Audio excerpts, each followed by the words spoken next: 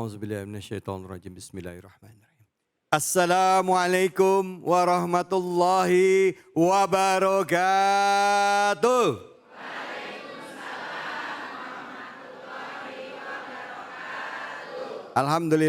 Alhamdulillahirabbil alamin. Puja dan puji kita panjatkan atas kehadirat Allah Subhanahu wa taala. Tidak lupa kita berikan salawat dan salam kita kepada junjungan kita, manusia yang mulia Nabi besar Muhammad sallallahu alaihi wasallam beserta keluarga, sahabat dan umatnya yang setia hingga akhir zaman.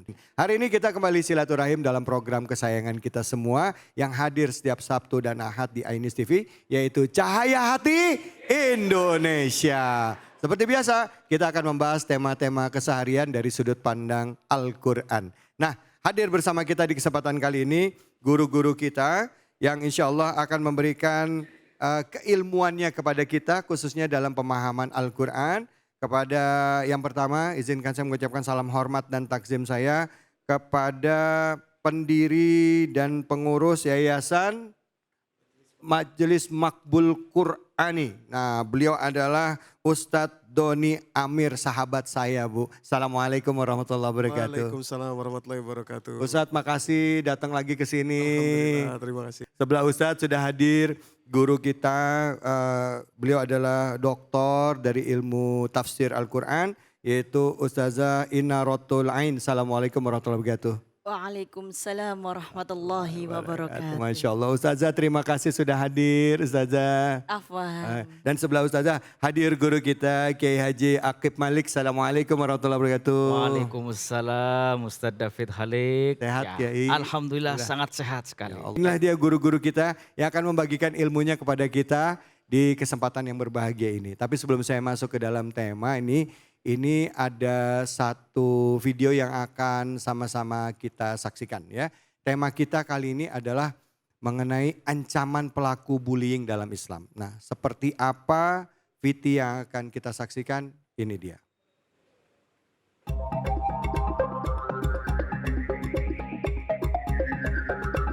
Pemirsa, seperti halnya warisan utama dari baginda besar Nabi Muhammad SAW, yaitu akhlakul karimah, melarang kita untuk berbuat tidak menghargai kepada sesama.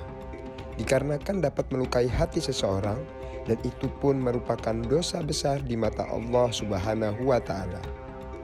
Namun sayangnya hal seperti ini masih saja sering terjadi di lingkungan terdekat kita, layaknya wabah yang sulit dibasmi. Lantas seperti apakah cara Islam dalam menanggapi serta melindungi kita dari sifat tersebut? Mari kita simak bersama dengan para ustadz tercinta di Cahaya Hati Indonesia.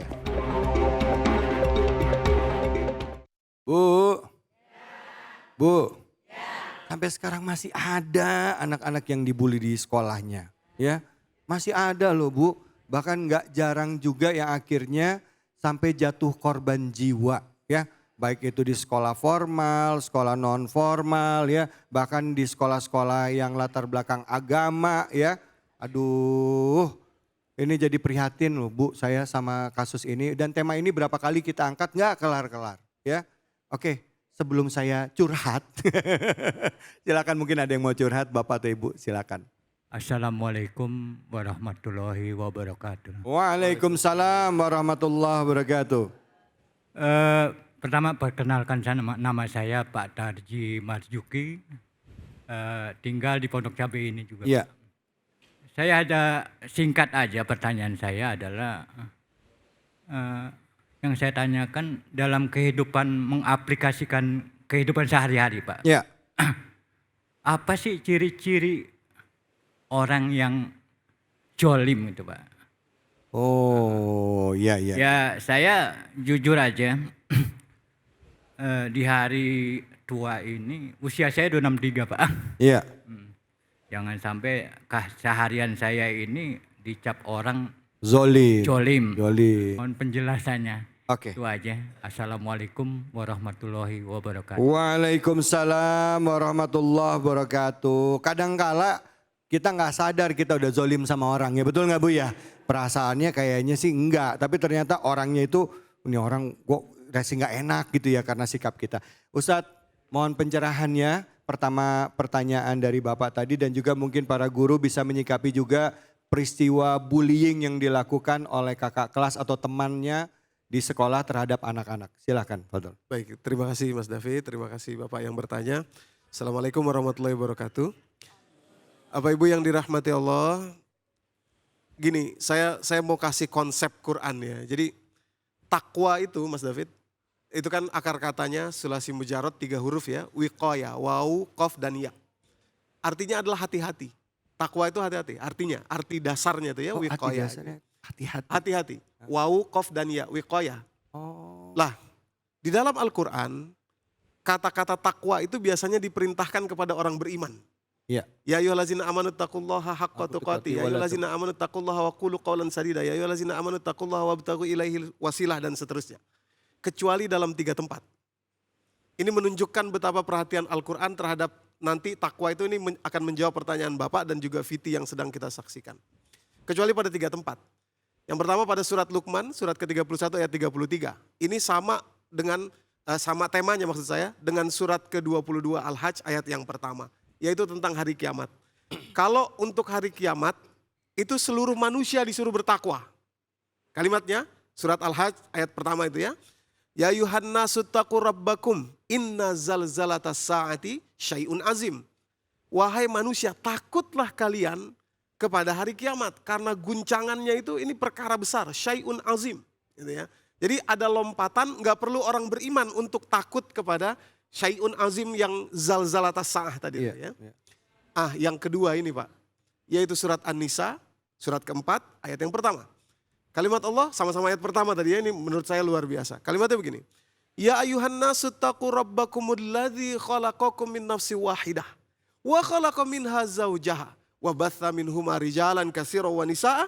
Wattaqullah, terulang 2 kali. Wattaqullaha allazi tasaaluna bihi wal arham. Wahai manusia, enggak perlu bertakwa, enggak perlu beriman maksud saya. Wahai manusia, takutlah kepada Allah yang menjadikan kalian itu dari satu jiwa yang sama. Kemudian dari jiwa itu bertumbuh kembang, beranak pinak, tapi hakikatnya semua berasal dari satu jiwa yang sama. Kemudian terulang kalimat berikutnya, wattaqullaha allazi tasaaluna bihi wal arham. Takutlah kepada Allah yang dengan namanya kalian meminta dan saling menyayangi. Kesimpulannya, Allah mengetengahkan kepada kita, takutlah kalian kalau tidak menyayangi sesama manusia. Itu zalim. Iya. Segitunya gitu loh. Allah itu mengeluarkan kebiasaan atau kelaziman bertakwa kepada orang beriman keluar kepada manusia sebagaimana takutnya kepada hari kiamat. Takutlah kalau kita tidak bisa berkasih sayang kepada sesama manusia. Itu zalim. Tadi Ustadz kan bilang hati-hati. Kok bisa jadi takut Ustadz? Oh iya.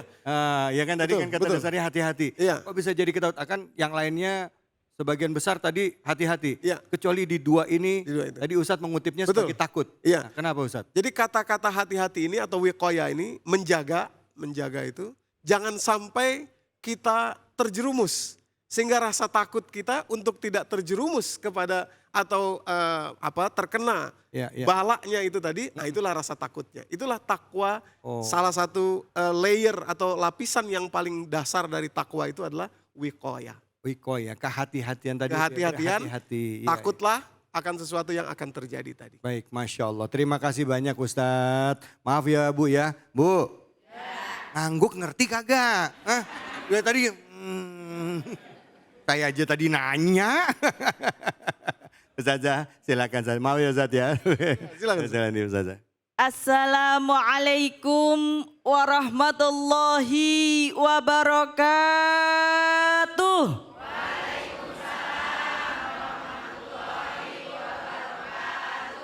Yang merem melek ya Bu. Jadi mari kita melek. Melek, apa itu melek? Membuka mata kita terhadap kondisi dunia. Termasuk yang baru kita lihat ini Bu, Pak. Subhanallah, na'udzubillahi min dzalik.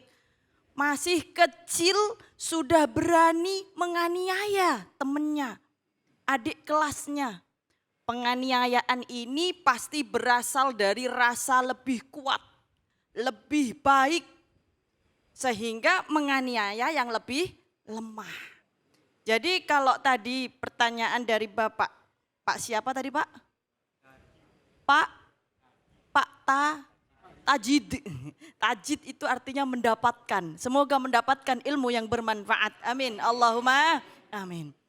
Jadi ketika seseorang menganiaya orang lain, itu dikatakan sebagai dolim. Kenapa? Karena dolim adalah meletakkan sesuatu tidak pada tempatnya. Nah, kalau kita sendal diletakkan di kepala, dolim enggak Bu? Dolim. Kalau Bapak pakai kerudung, dolim enggak Pak? Dolim merupakan sebuah perbuatan yang tidak patut untuk dilakukan.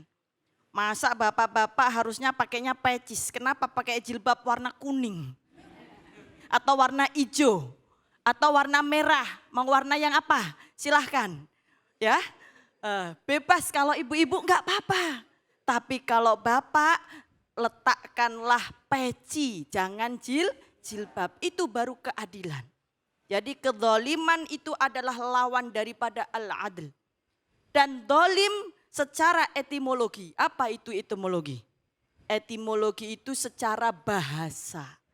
Berasal dari kata dolama yang artinya gelap. Jadi orang dolim itu pasti penuh dengan kegelapan. Terutama hatinya yang gelap. Bukan kulitnya ya Bu ya? Oh, bukan juga bajunya ya. Saya bajunya agak gelap bukan berarti dolim ya. Jadi gelap hatinya. Orang yang dolim pasti memiliki hati yang sangat gelap. Sehingga ketika kita melihat kedoliman di mana-mana, itu pelakunya pasti memiliki hati yang gelap. Dan lawan daripada gelap dalam bahasa Arab adalah nur. Artinya bercahaya. Maka hati yang bercahaya akan menyinari dirinya dan menyinari sekelilingnya dan menjadikan rahmatul lil alamin. Wa ma arsalnaka illa rahmatan lil alamin. Maka sesungguhnya Islam tidak pernah mengajarkan yang namanya kezaliman. Yang ada Islam memberikan kasih sayang kepada seluruh alam semesta. Amin. Allahumma Amin. amin ya rabbal alamin. Alamin. Terima kasih banyak Ustazah. Selanjutnya Kiai Haji Akib Malik, silakan Kiai. Baik Mas David. Assalamualaikum warahmatullahi wabarakatuh. Wabarakatuh. Bapak, Ibu masih semangat ya? Masih. Luar biasa dan pemirsa, seluruh pemirsa iNews TV dimanapun berada. Terkait tentang fitih yang tadi kita sudah saksikan bersama, terjadi fenomena bullying, termasuk kita kaitkan dengan pertanyaan Bapak. Saya ingin tegaskan bahwa bullying juga bagian dari perbuatan menzalimi orang lain.